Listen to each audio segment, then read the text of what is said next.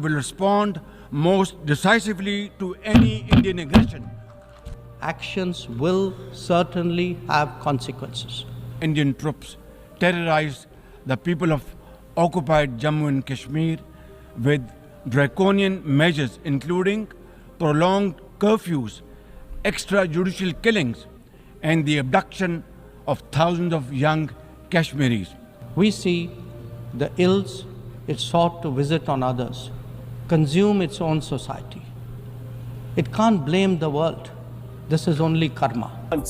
जी हाँ, United nation general assembly में विदेश मंत्री एस जयशंकर ने पाकिस्तान पर स्ट्राइक किए। जयशंकर ने आतंकवाद को दुनिया का सबसे बड़ा खतरा बताया। उन्होंने सीधे पाकिस्तान का नाम लेते हुए कहा कि पाकिस्तान आतंक की धुरी है। भारत में क्रॉस बॉर्डर टेररिज्म के लिए पाकिस्तान ही जिम्मेदार है। मैं यही सोचूंगा कि देखें हमारा प्राइम मिनिस्टर गया, वो देखें मोदी जो है वो फलस्तीन के वो वजीर आजम को मिला है, ठीक है। हमारा ये शहबाज शरीफ साहब गए हैं, ये उनको नहीं मिले, ठीक है। इनका काम बनता था कि हमारे मुस्लिम ममालिक उनको हम हौसला दें। चले कर हम कुछ भी नहीं सकते, वो हमें भी पता है हम कुछ नहीं कर सकते, ठीक है।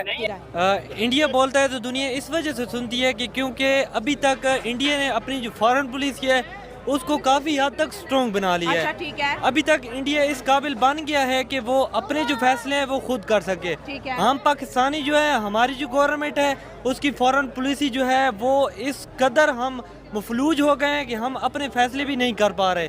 तो हम दूसरी कंट्री के बारे में हम क्या जाके अपनी राय देंगे। बिल्कुल इसी तरह से इंडिया बिल्कुल पूरी दुनिया के लिए जो ब्लेसिंग हुआ है, क्योंकि वो लोग किसी के साथ भी खड़े होने के लिए तैयार है। वो सबके साथ सिर्फ अपने बिजनेस के मफाद की हद तक वो काम करते हैं। और आजकल पाकिस्तान के हमारे भी जो है वो हुक्मरान यही काम कर रहे हैं। ठीक है, नहीं पाकिस्तान की तो बिल्कुल वैल्यू ही नहीं है। पाकिस्तान को तो कहीं पर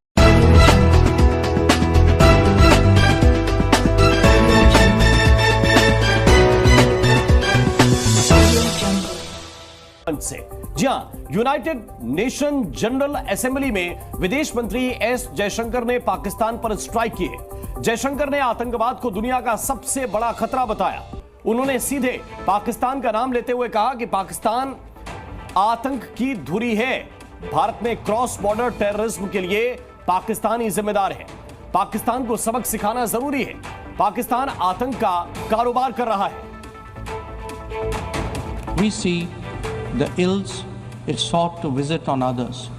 बिल्कुल इसी तरह से इंडिया बिल्कुल पूरी दुनिया के लिए जो ब्लेसिंग हुआ है, क्योंकि वो लोग किसी के साथ भी खड़े होने के लिए तैयार है। वो सबके साथ सिर्फ अपने बिजनेस के मफाद की हद तक वो काम करते हैं। और आजकल पाकिस्तान के हमारे भी जो है वो हुक्मरान यही काम कर रहे हैं। ठीक है, नहीं पाकिस्तान की तो बिल्कुल वैल्यू ही नहीं है। पाकिस्तान को तो कहीं पर कुछ माना ही नहीं जाता है, क्योंकि हमारे हुक्मरान हमारी आवाज उठा के राजी नहीं है। हमारी आवाज क्या, मैं कहता हूँ फलस्तीन तो दूर की बात, इधर जो पाकिस्तान में हो रहा है। खान साहब मुझे ये बताएं, फलस्तीन और पाकिस्तान ओवरऑल अगर बात करें, क्या आप कहना चाहेंगे यहाँ के लोगों में और वहाँ के लोगों में क्या इस टाइम फर्क है?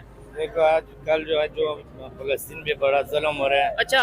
तो ये पर हम मुसलमान लोग हैं, ठीक है, तो हम क्या कर रहे हैं? हम इकट्ठा होके हम उसके आवाज उठाए। ठीक है। इंडिया बोलता है तो दुनिया इस वजह से सुनती है कि क्योंकि अभी तक इंडिया ने अपनी जो फॉरेन पुलिस है उसको काफी हद तक स्ट्रॉन्ग बना लिया है। ठीक है। अभी तक इंडिया इस काबिल बन गया है कि वो अपने जो फैसले हैं वो खुद कर सके। ठीक है। हम पाकिस्तानी जो है, हमारी जो गवर्नमेंट है उसकी फॉरेन पॉलिसी जो है वो इस कदर हम मफलूज हो गए हैं कि हम अपने फैसले भी नहीं कर पा रहे। तो हम दूसरी कंट्री के बारे में हम क्या जाके अपनी राय देंगे। वहाँ पे जाके हमारे वजीर आजम साहब जो हैं वो फलस्तीन कश्मीर इंडिया बस करते रहे हैं। अपने बारे में, अपनी आवाम के बारे में जो यार शहबाज शरीफ साहब को बताना चाहिए था कि भाई हमारे पाकिस्तान के अंदर कितने दहशतगर्दी हमले हुए, हमारे पाकिस्तान के कितने लोगों की, मासूम लोगों की जाने गई, हमारे पाकिस्तान के अंदर क्लाइमेट चेंज की वजह, वो नहीं किया। इंडिया कश्मीर इंडिया को जवाब देंगे। 4 जंगों में क्या जवाब दे दिया हमने? पहले हमारे साथ यही हुआ है कि हमारा किसी उस जंग में हमारा ताल्लुक भी नहीं था, फिर भी हमारे 80,000 लोग मारे गए हैं। उनका अभी तक हमें कुछ जवाब नहीं मिला कि वो क्यों मरे हैं लोग, वो क्यों शहीद हुए हैं। अभी तक ड्रोन अटैक हो रहे हैं पाकिस्तान में, अभी तक पाकिस्तान में धमाके हो रहे हैं, उसका हमें कोई जवाब नहीं मिल रहा।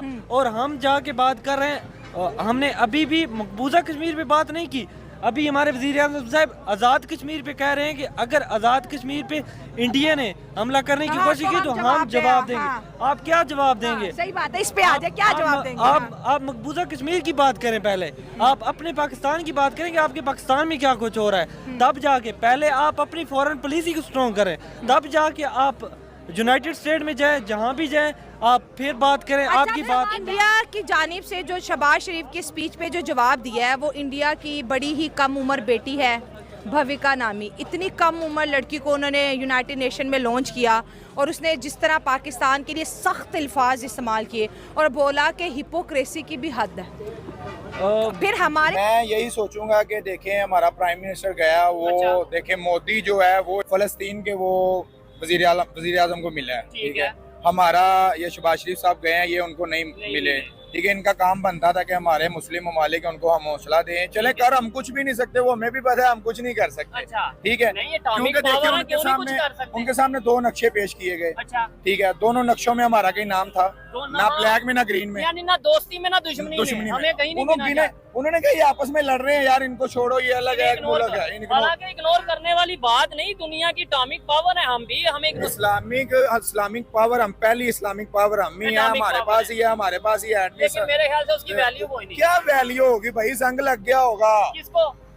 हमारी एटम बम को, और क्या होना।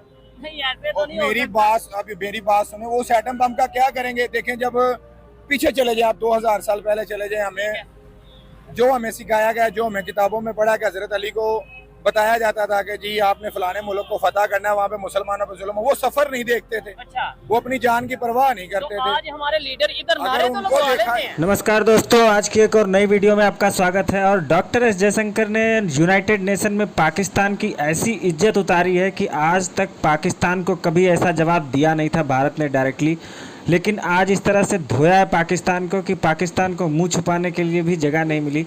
डॉक्टर एस जयशंकर ने सीधे सीधे बोला कि अब आज की डेट में सिर्फ एक ही मैटर है कि पाकिस्तान जो है वह पाक ऑक्युपाइड कश्मीर को तुरंत खाली करे और भारत को जो है वो सौंपे।